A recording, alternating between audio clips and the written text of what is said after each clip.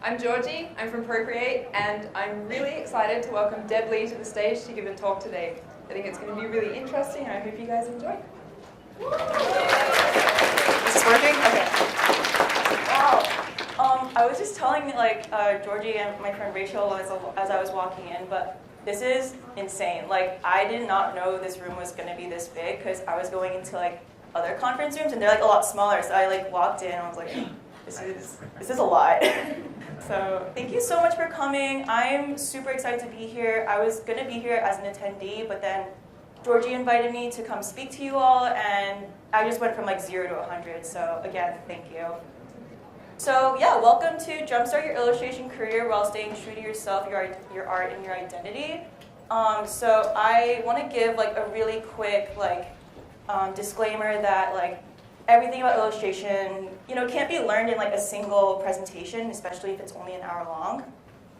So this is a really, really high level summary of one person's journey into illustration without having an illustration degree. So a lot of things I'll be saying might be it might not be agreed upon everybody. So again, this is just one person's story out of, I don't know, hundreds of thousands of people. So let's get started. So to introduce myself, I am an illustrator and designer based out of San Francisco, California. I currently work at LinkedIn as an illustrator, but I actually quit my job last week. And my last day is on Friday the 13th, ironically. I move on this Saturday, and I start my new job at Lyft as an illustrator on Monday. So, thank you. This is from my friend's plane. He let me fly it. It was really terrifying. So, yeah. So this is where I am today. I am also a freelancer working with graphic novels and editorial projects, so basically I don't sleep. But that's where I am today. Let's jump back, 10 years ago. This was my work back then. And yes! Woo! Yeah! So like many people in illustration, I started out drawing anime, Homestuck. I think anime made me better in a weird way. I was just so obsessed with this has to be the best thing I ever draw. And I just wanted really nothing more than to get better. So, I was drawing every day after school. I was uploading on DeviantArt twice a week, like everybody. So yeah, I wanted nothing more than to just be a better illustrator. And I did. So up until senior year, I was working every day after school. I was working on my high school portfolio, and I submitted it, and I applied to School of Visual Arts, RISD, Carnegie Mellon, and Cal Arts. I really want to get into Cal Arts, right? But I didn't get into Cal Arts.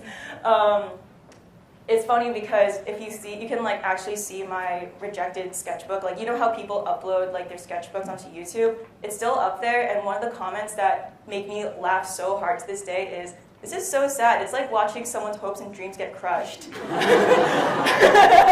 Yeah. But look, I'm doing fine. It's all good, right? So my parents are not super stoked about me being an illustrator, but we kind of made a compromise, and I decided to go to Carnegie Mellon. So if you're not familiar, Carnegie Mellon is a really cool university in Pittsburgh, Pennsylvania. They're really big in computer science and engineering, and not so much like illustration or art. There's an art school, but it's very conceptual, things you would see at the MoMA, for example. So fun fact, one of the buildings at CMU was actually an inspiration for the Scare Hall in Monsters University. Another thing is Baymax from Big Hero 6 got its design from the Robotics Institute at Carnegie Mellon. So cool to be kind of part of that animation scene in one way or another, right? So the thing with my major, so I was a design major, which, yeah! So our major was interesting in that, there were some kids in my class that never drew, and they were, still part of the program. So we didn't really need to draw. So I just, kind of stopped drawing. I just didn't have time anymore, so all I did was keep a sketchbook, and I would just draw a spread in it every single day. And it just kind of pittered out, and I just, stopped. And I think that threw me into, a bit of a depression, and I didn't know why, and I don't know, like it got to the point where I was drawing so little that I didn't like, I like was so scared to draw in front of other people because I thought I just forgot, and it was really sad and kind of embarrassing. So fast forward a couple years, I discovered this illustrator named Victo Nye, and she's incredible. I found her on Pinterest of all places, and it kind of like sent me down this good spiral where I was just looking at her art like every single day. Like I was like, I want to make worlds that's like this. I want to like be really deliberate in every line and color, and she's just so cool. So I did, like that kind of like brought me out of this rut, and I started drawing again. And this was like a piece where, this was like a series called Koi Girl, and it's a series where like I wanted to impress nobody but myself. Like I just wanted to test myself, can I draw? Like can I do it? And I wasn't trying to impress like a client or anything. So this was like a golden period of my life so far. So that's like what goes to my first point, is that you can never forget how to draw. And I found that I wouldn't have been able to draw like this like 2 years ago, the last time when I dropped off. And I think like a lot of people emphasize like, oh, you gotta be practicing like every waking moment of your life, like, but that's not necessarily true. I found that when you stop drawing, when you don't look at your sketchbook for that long and you start looking at the real world, you're gonna start noticing things like the way that like color reflects on things, or the way that light works, and you're just gonna start showing that into your own pieces. And while your hand might not be improving, your eye is improving like every day because you're looking at your own drawings less. So yeah, that summer I took an internship as a product designer at LinkedIn. So I was still designing apps, I was still designing features, and it says not really easy to climb. So I'm like up there, but it was like super hard to get up there. So I'm glad that someone took a photo of it. So before I went, I did some research on illustrators in the area. I found this really cool illustrator named Alice Lee, and the thing that I really loved about Alice is her story felt a lot like mine, where she went to the Wharton School of Business at UPenn, so she didn't have an art degree. She instead like kind of found her way, like tripped her way into product design at Dropbox, so she was still designing apps and stuff, but then she got into illustration at Dropbox, became one of the first illustrators at Dropbox, and then she quit her job, and then she started doing freelance, and now she's one of the biggest names in the tech industry. So she has done stuff for like Macy's, Facebook, Airbnb, Slack, Apple, like, so she's incredible. So I reach out to her, I write an email, I'm like, hey, you don't know me, but I know you, and and not like that, like, but I was like, hey, I really love your work, and I'm gonna be interning in the Bay Area, and I would love to get coffee with you, right? Like, probably won't answer. She answered, and I was like, okay, like, and we ended up getting boba, and yeah, close enough, right? And she was so nice. Like, she was like this person that I just like admired. Like, I listened to like interviews about her, and she was just so willing to just like hop on down and just get boba with me, and it was such a productive conversation, and she was just so nice. And one of the things that she said that really stuck out to me is, well, someone helped me get into the illustration industry, so I'd be willing to help you too, like passing along the favor. And she ended up later, like, apparently I made an impression on her, and she invited me to be her illustration assistant. So I was working on her projects with her, and later, instead of like a mentorship, we actually are now really close friends today. So I think that's some of like the most powerful relationships you can make, is when you ask for help from someone and there's a way for you to help them back, it creates a really good like relationship. So keep that in mind. And that brings me to my next point, where people are generally very willing to help you. Like, they've been in your situation before, it feels helpless, but they're willing to help others to get back on their feet. But I think what's really important to note is a thank you goes a really long way. Like you're basically asking for someone else's time. So even if they say no, even if they say, hey, I'm too busy, like, they spend time responding to you. So it's always good to say, you know what, like, thank you for your response. Like, I hope to see you sometime. And it's also, there's this really weird distinction between like bridges and ladders. So it's really, like, some people can tell, like, if you're using them, like, hey, like, I need a resource, like, I need help, versus I want to use you for my own personal gain. And there's like, it's a really weird like gap, but people can tell if you're just using them. So it's up to you to figure out like how to make that distinction, because I don't know how to put into words personally. So I bought an iPad. I like made enough money at LinkedIn that I went to the Apple store, bought one, and I again wanted to test myself. Like, can I still draw? Like, was Koi Girl a fluke? Like, can I still do it? And I could do it.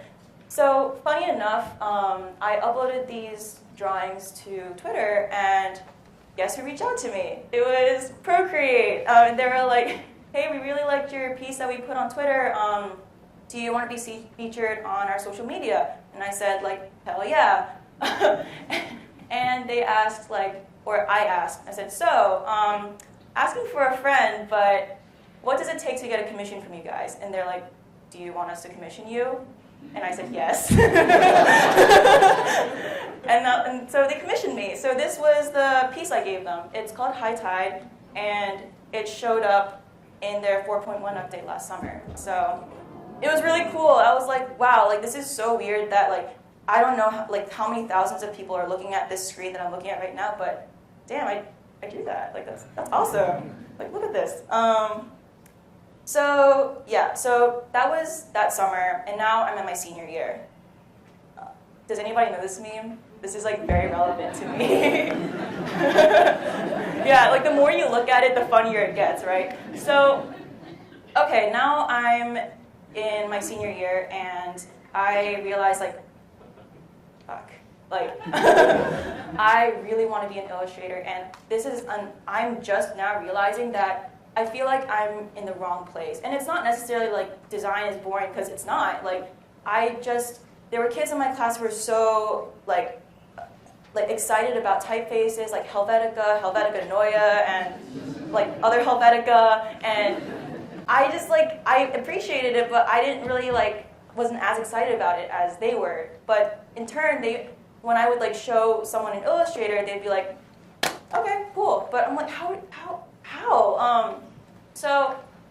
So now I want to be an illustrator really badly. I look around my university and I realize there are 0 illustration professors, there are 0 illustration classes, and like the only illustration resources I could find was a tiny bookshelf in the library. So I kind of like did some searching, and I eventually found one professor who was a design professor, but she actually went to school for illustration, quit illustration, and became a designer. So I asked her, hey, hypothetically, if someone asked you to illustrate their book for them, how much would you charge? And she's like, why not just do it for free? It's not like anyone else is going to hire you anyway.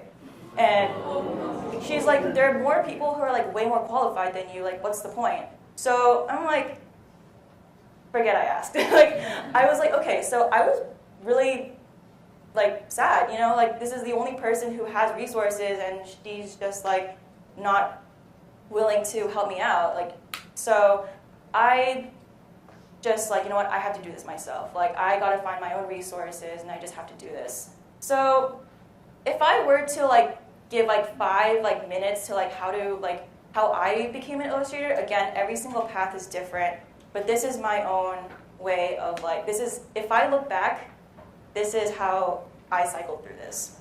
So TLDR, I found that when you tap into one resource, it brings you a whole array of different resources. So for example, one of my professors is a photo professor. He is amazing with visual narrative. And he actually knew some design alumni who also quit design and became illustrators. So he referred me to them, and they were like so amazing, so helpful. They gave me a list of books, like podcasts, other illustrators, and I looked into those illustrators and those podcasts, and they name dropped a bunch of other illustrators, and like you see like the annuals they were in, the awards they've gotten, and it just gave me a pretty good idea of what the illustration industry looks like. And it's maybe not the entire illustration industry, it's not the history of it, but I have a good idea what it looks like, and I know how like assignments work and stuff. So, right, fake it until you make it. Like, honestly, in a way, I feel like I'm still doing that. So I learned that in editorial illustration, I wanted to be an editorial illustrator, and that's like being commissioned from the New Yorker, New York Times, like all those places. And I realized that they only give you 1 week to do sketches and like do the entire piece. So it's a really crazy short turnaround. So I was just like testing myself, can I do this? Like if someone were to ask me right now, can I like make sketches and make an entire piece? So I would do that like every week during school, still like doing my projects and stuff, and I would do that like maybe like 12 times, and then I had like a pretty solid portfolio through the first semester. So then I'm at the evaluation stage where I'm like, okay, I can like politely ask for feedback, maybe from like Alice, I can ask feedback from like other people that like I trust, like maybe some professors, and it's always, of course, always like thank them, like it's like an hour at a time that they're like giving this feedback. And also see like, am I ready yet? Like, am I ready to get a job? So like sending yourself, like sending people like all these like postcards and like stuff of your work and see how people respond. And the worst thing they can say is no or never respond. And that's, you're not being blacklisted, it's just like, try again. And then just repeat that process over and over and over again. I'm still repeating this process, and it's always good to, you know, like still understand like industry updates and everything. Like you might not have as much time as you keep going, but it's always good to see what's going on. So you're gonna find that at the beginning, it's gonna suck. Like, so it felt like I was in that little circle thing for a long time. Like nobody was responding to me.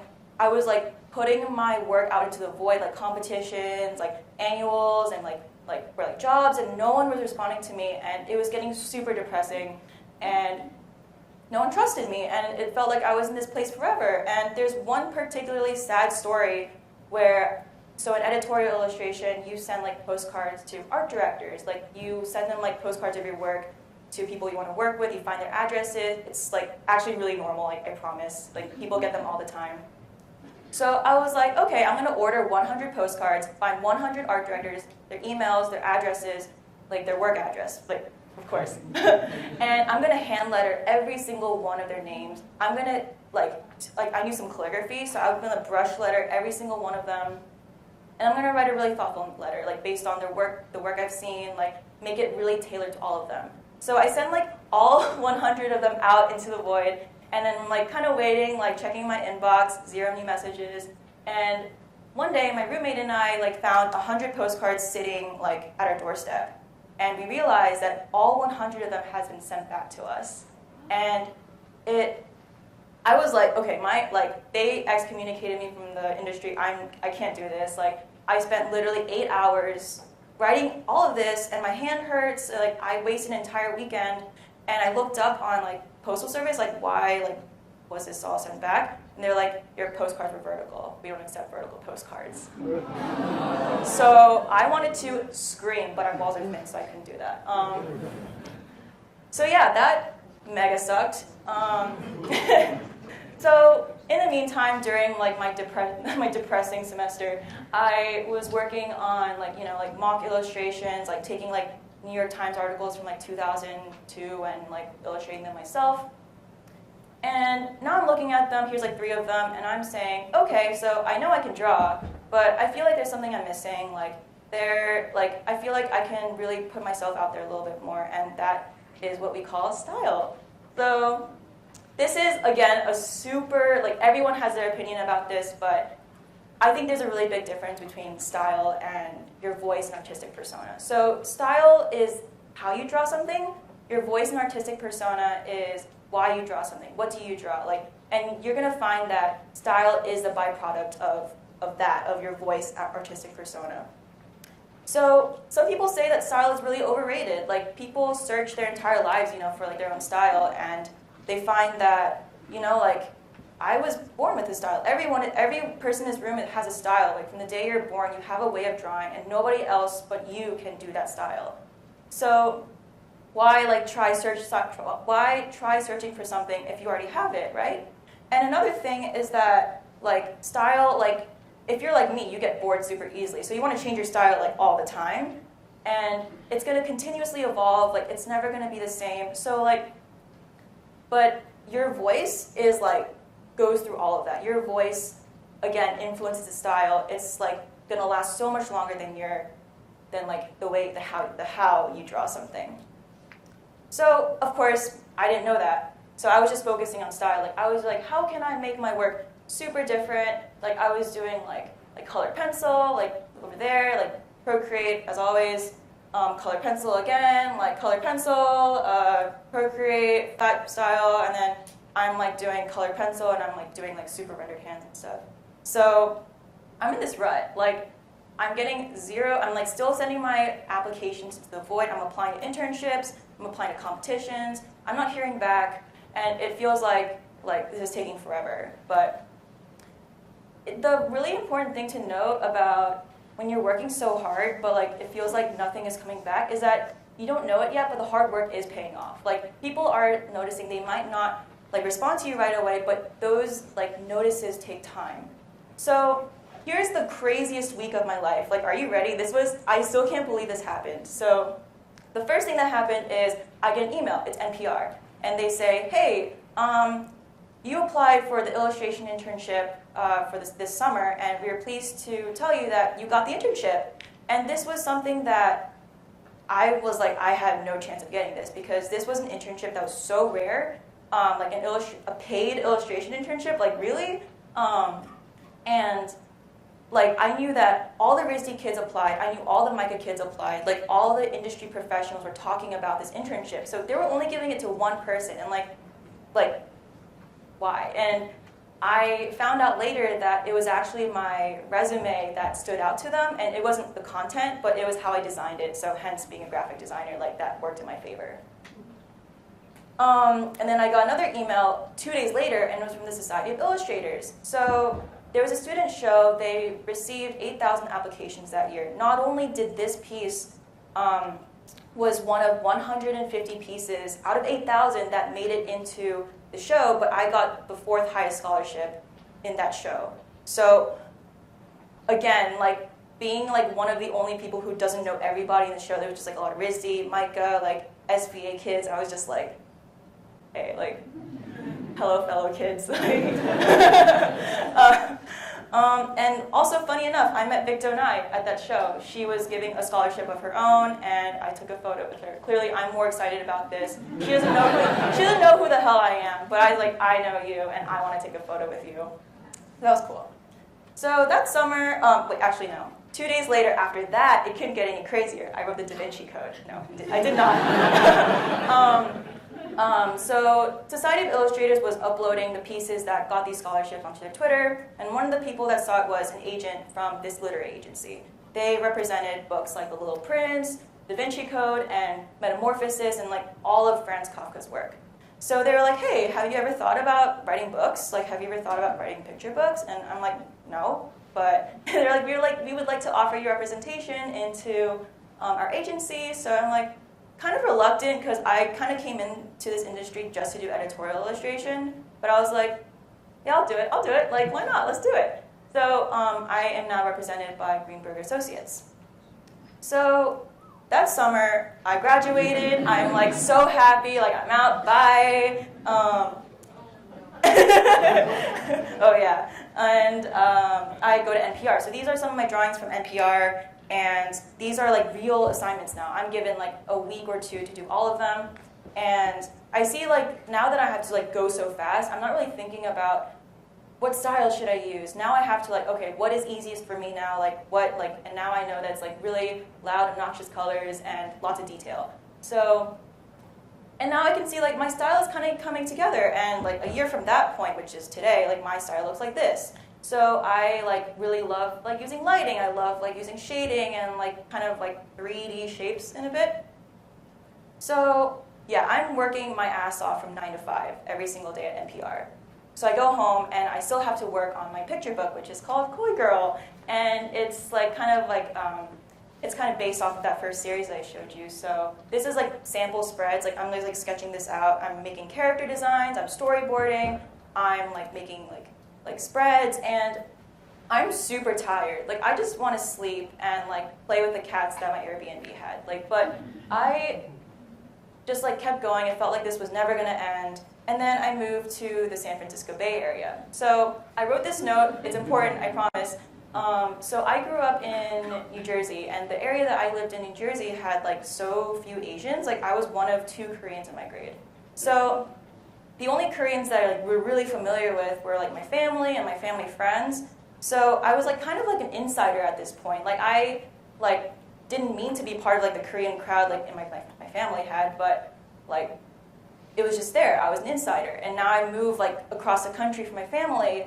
There are like so many Asians there. They're like at their own little groups at like the coffee shops and stuff, and I'm just like I'm an outsider. Like I don't speak Korean. Like I don't know how to like tell them like, hey, I'm Korean. Suddenly I'm part of the crowd. Like I don't necessarily want to be part of these groups, but like I felt like I had to. So it was like this really uncomfortable feeling that I had that I couldn't really explain in like one image. So I just went home and made a comic about it, like I do with all my other problems, right? So this is a 4-page comic about my grandma and how I cannot talk to her anymore, like because she speaks in a different language than I do, and all I can do is say yes, which is ne in Korean. So I'm going to read this really quickly. So every time I say ne, it means yes. Like everyone got that? Great. Okay. Hey, it's 외할머님. Oh no. God, I hate these phone calls. 여보세요, which means hello. I get so uncomfortable. Not that I dislike them, I just wish there were a better way to apologize for forgetting to have a conversation with them. 아, 정진이 잘 지냈니? Which means, oh, Deb, are you doing well? 네. 학교도 재미있니? 우리는 정진이를 자랑스럽다. Which means, is school fun? We are so proud of you. 네. 잘 먹고, 잘 공부하고, eating well, studying a lot. 네. 동생도 잘 있으니? Is your little brother well too? 네. So you can see like the ne is like kind of like fragmenting more and more and more. Can you imagine having only broken conversations with your descendants? In my disappointment, if I'm not, then they must know that I still have it in me. So she says, 어머니도 and your mom? And I said, 네. And I go, 외할머니 사랑해요, which means, Grandma, I love you. That's the only thing I can say. Like, I just don't know how to say anything else to her. So this is a comic that I posted on Twitter, and like it went around, and my agent saw it. He was like, hey, this is really cool. Have you thought about making a graphic novel? And I'm like, boy, this is 4 pages. This is my entire like week. Like how am I supposed to make 300 pages? Like that's insane. But you know what I said? I said, yeah, I'll do it.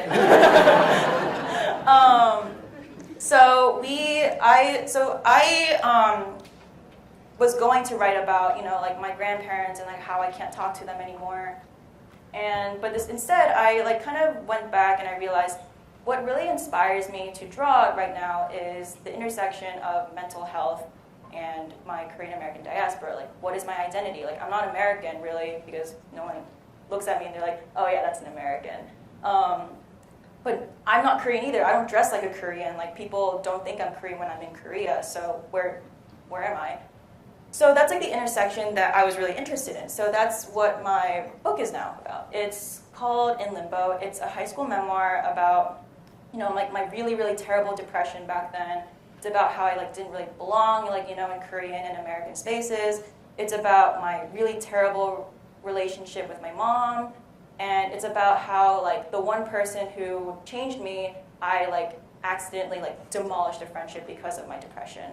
So it's a pretty heavy graphic novel, and I'm still working on it right now. I'm editing the pages, but back then, my agent and I worked together, and I made 15 of these pages. I wrote the synopsis, the bio, and we pitched this to like 10 publishing houses, and they like all jumped on it. And the one that we chose was First Second at Macmillan.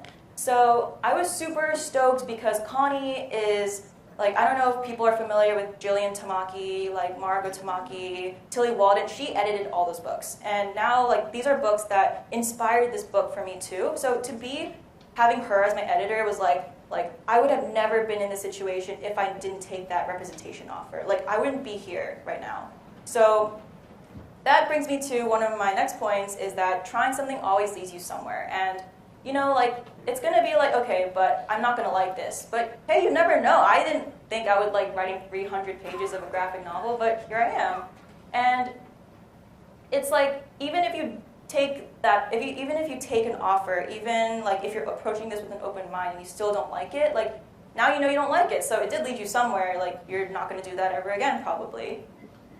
So I wanna give this is another one of those 15 pages, but I want to give like a really quick like thing of like things I've been learning while writing this graphic novel. First thing is, a memoir sounds like, yeah, I have the story, like that's great, just write it down, right? But the bad part, the con of writing a memoir is that you already have a story. There's nothing you can do to change it now. So, like, in the con part, like you already have the story, like you have all these memories. They're all like important to you, and now you have to like show them to like the world. But the thing is, the world doesn't really care about all your memories, unfortunately, and it's up to you now to list those memories in a way that has a beginning, middle, and end. But which is hard when in your life, in real life, you don't have you're getting memories every single day. There is no end to your memories.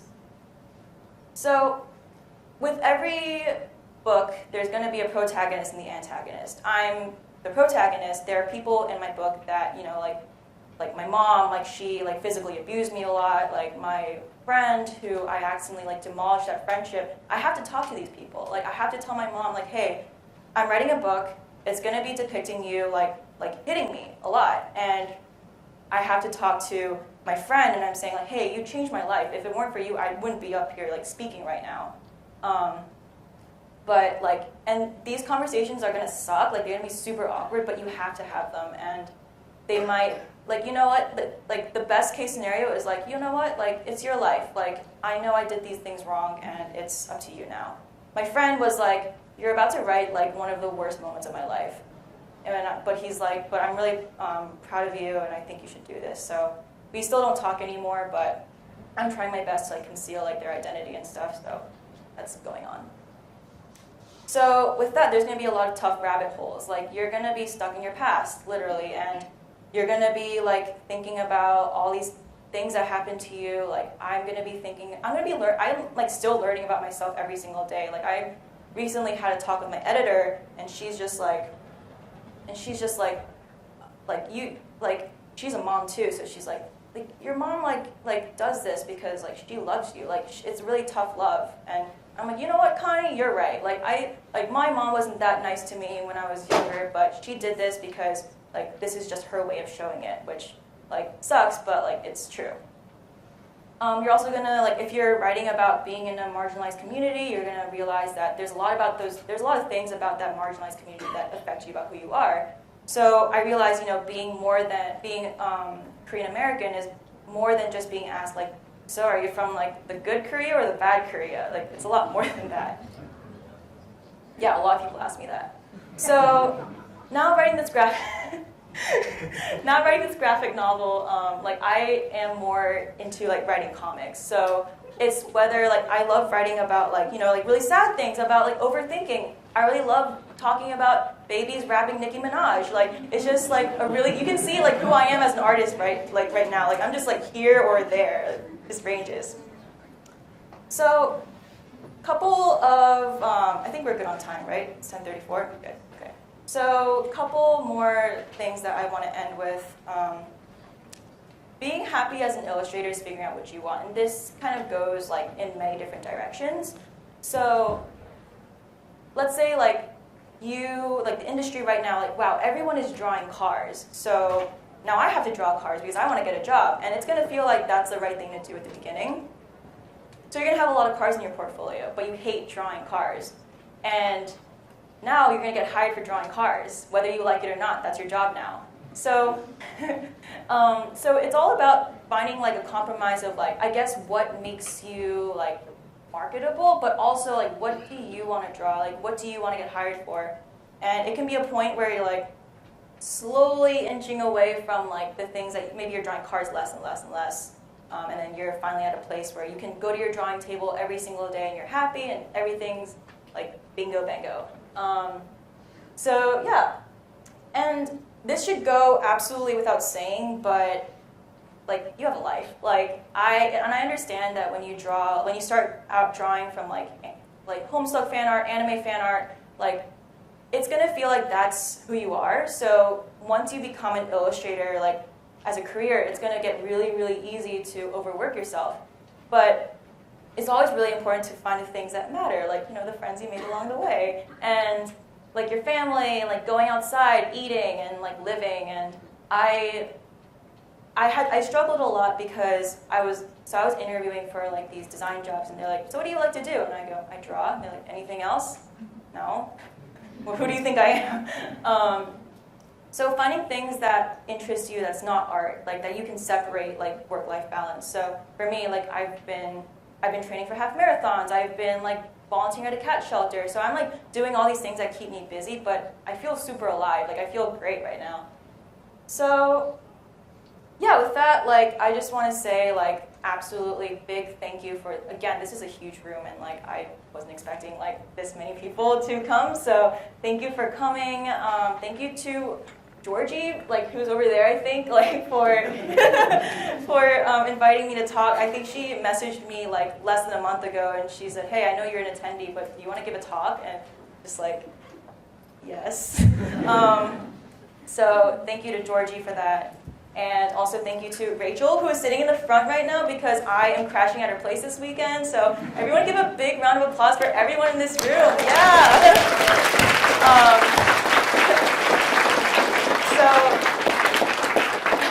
So one last thing. In the very beginning, I said that I met someone named Alice, and she offered to, like, she was like, hey, I can help you. It's like, because someone helped me, like, I want to extend that invitation to you. So I invite, like, my social media handles up there. If you have any questions, like, please reach out. Like, I'll try my best to answer, like, quickly, but I'm really terrible at responding. But I will not, it'll be responded at some point, and I'll try my best. So you are all invited to reach out. So thank you so much for coming to this